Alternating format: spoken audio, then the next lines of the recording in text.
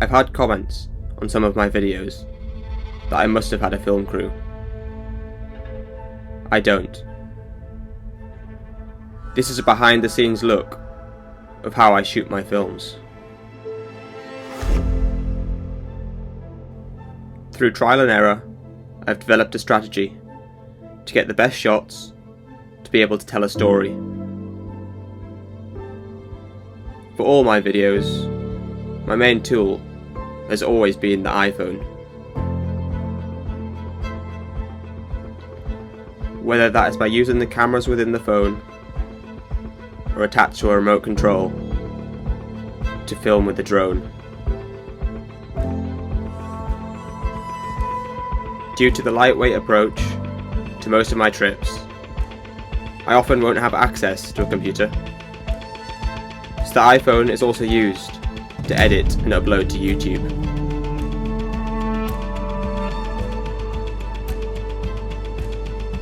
A bivvy, a phone and a drone, cycling home from China, and all the videos I've just produced from my trip around Europe were also all edited on the iPhone.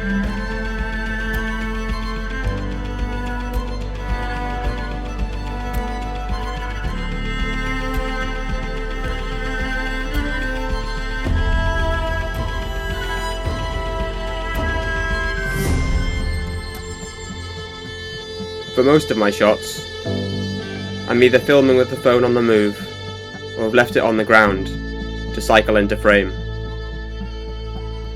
Whilst on the ground, I've either left the phone on a tripod, supported it with my water bottle, or used a rock.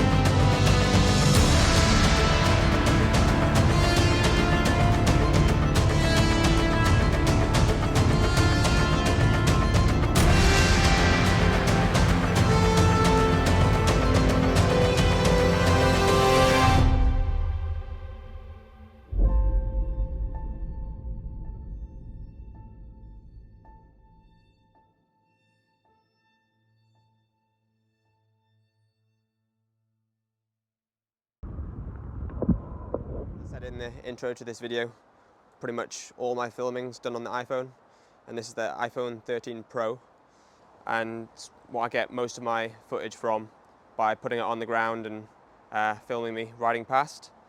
And then if I'm lucky enough and I meet a fellow cyclist along the way, then I get them and ask them kindly to film me and hand them my phone and get a few shots of me on the go.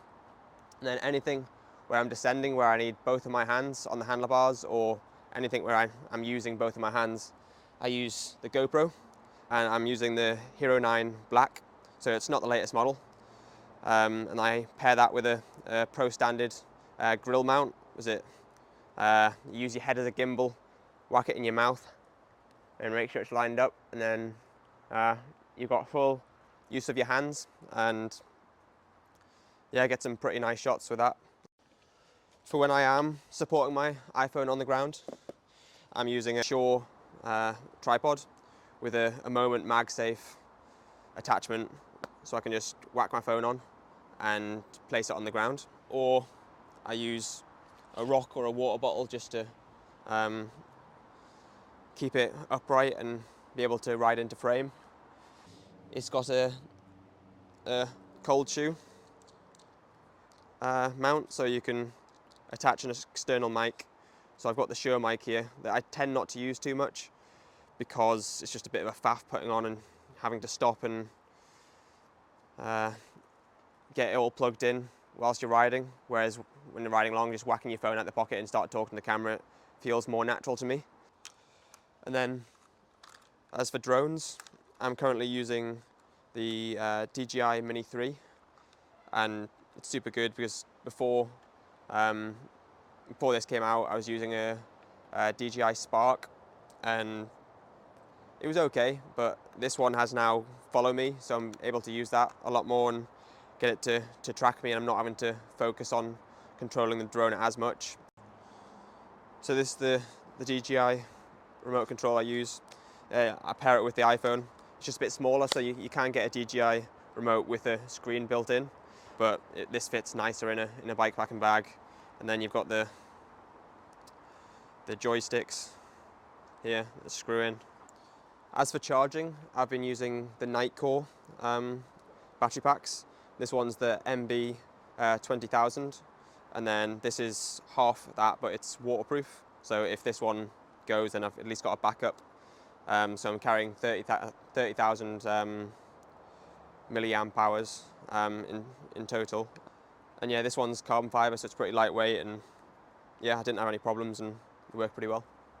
Well, this is my dad's Rode Wireless Go 2 microphone, and it seems pretty solid, so I think I'm going to try this out in the future. Seems like it'll be less of a faff than putting this microphone with the horseshoe mount, and yeah, might be a go-to. Do you have to use that thing on the top there? Yeah. Oh, so there's no... No, well... Has anyone got any ideas of something similar to this, but that you don't need a external thing attached to the phone, so that I can just... Transmitter, Josh. Yeah, transmit it.